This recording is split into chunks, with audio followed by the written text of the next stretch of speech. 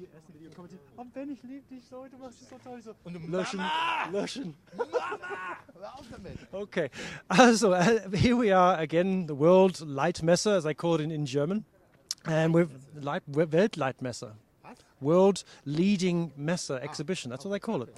And as I said, we're trying to find VIPs. We actually found one, Mr. Tim Mälzer. Mälzer or Mälzer? The Tim Mälzer. This is the Tim Mälzer, standing in front of the Frankfurter Museum Turm. The VIP we found. And what's your name, sir? Tim. Tim, I'm Ben. Nice to meet you. Very nice to meet you. Would you like to go back inside where it's a bit warmer? We thought we'd get the lovely Frankfurt skyline in the background for a bit.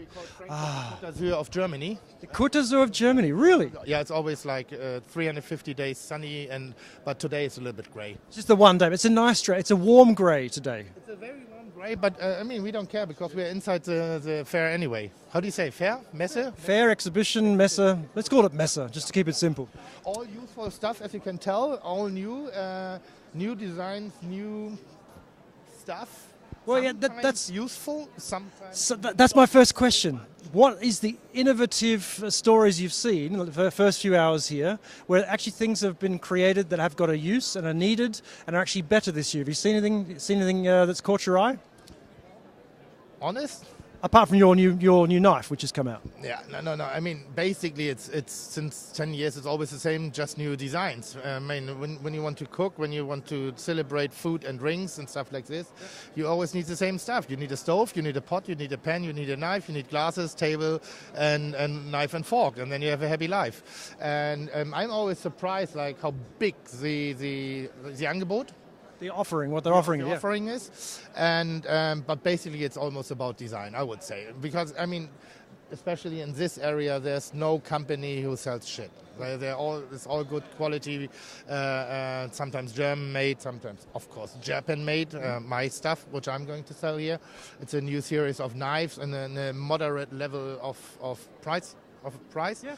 So normally we do knives on a range which starts about like €200, which is quite a lot for a knife for a normal working person who cooks at home, and we try to figure out the same quality, the same expertise. But when it comes to that expertise, when it comes to a knife, what's the most important thing? Is it the way it cuts, the way it feels in the hand? No, that my name is written on so I can earn some money. Well, we know that. That's how the world works in this business works. But I always tell them, like, if you take a knife in your hand and it feels comfortable, the first moment's really important. 70-80% are done, and now you have to look like, do you like the design? And of course, like, there's some companies, some German and some Japanese companies who do brilliant stuff, and then basically you have to move it, and you have to, because you want to work with it, and when it doesn't feel comfortable in your hand, you won't take it and you won't cook. So that's basically it. For me, for example, the weight is quite important. Yep. I'm not heavyweight, I'm not lightweight, I'm middleweight, and the balance. For example, like when you take a knife in your hand and it's well balanced, so it doesn't fall down, it doesn't lift up and stuff like that. It's well balanced, so it's almost smooth in your hand. And then you have to do, like, if you're like a pusher or a puller, it's a bit different. Yeah. I'm very into this Japanese design, and I don't know why, because I think it fits very well in this period of time.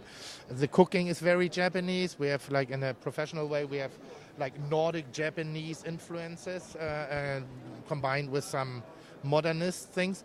And when you look at the shapes, look at the knife. Yeah. Please come over here. I'm going to challenge the cameraman at the moment, but I think we'll be fine. This is a new series called Kamagata, which is the shape, and I found basically the idea behind the knife. I found it in a museum for knives in Japan. And even the Japanese people forgot about this shape, and I thought it's this age, yeah? And if you're getting too loud in the design, it's more or less temporary. Like if you're too colorful, the shape is too expressive or stuff like this, you might like it now, but you will get bored by it. And I think if you look at the precision of the innovation behind the product, I mean, there's look how many knives we've got here. There's probably different types of manufacturing processes. Have you selected a specific manufacturing process for this one intentionally? Yeah, we have to, because we wanted to make it like a medium price range, like my other series, which is over there, which is almost the same shape. It's a lot of handwork, which of course makes it quite expensive. And I wanted to go to the normal housewife, normal houseman who actually is able to work. So what do you call this? What do you call this?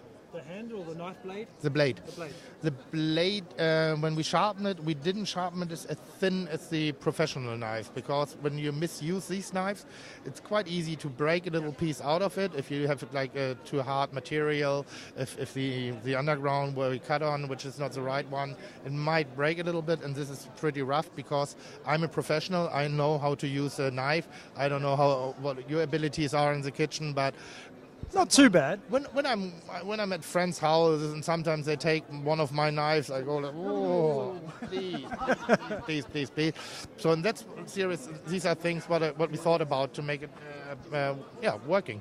Well, this is also one of the topics we had walking around here. It's about the learnings of the professional tools, how people who know how to use the tools, and making changes, adapting the designs subtly to actually make them more accessible to the users themselves. It's basically the idea of Formula One. It's like correct. No sense to do Formula One because, I mean, for the new innovations in Formula One, they're quite boring, but after a couple of years, you will have them in the regular car. Yeah. See? That's the idea behind it. Like, have a look at the professionals, and then make it workable or usable for the normal person. Well, I really appreciate the time. I'm glad we spotted you. That was it. I mean, have you got any questions for me? No, but I want to say hello to Please. your mom, because you told me your mom is watching in Australia. She might be. Hey, Mom. No, hey, Mom. He's quite a good guy. I mean, I had to wake up very early this morning, 5 or 6 o'clock in the morning, to get him out of the nightclubs. But now he recovered a bit, looks much better than 6 o'clock in the morning. Take care. You have done a good job. Tim, really appreciate the time. Bev. Bev.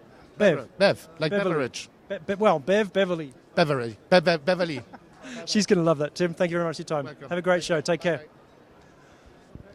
So this is one of those moments where you first of all meet a VIP, and then you realise just how many people are at this exhibition. Like, the people that gathered around us talking right then was quite incredible. I think I counted about 30 or 40 people standing behind the glass while we were talking. So again, that's what this place is about. Come down, walk around, see who you can spot, and again, keep your eye for innovative little details of products, maybe traditional products that have been out there for quite some time, with a little tweak or a change that makes them unique. So that was cool. Let's move on. I think it's almost lunchtime. Take care. Das war krass. Der war echt super. Meine Mutter, die wird's lieben.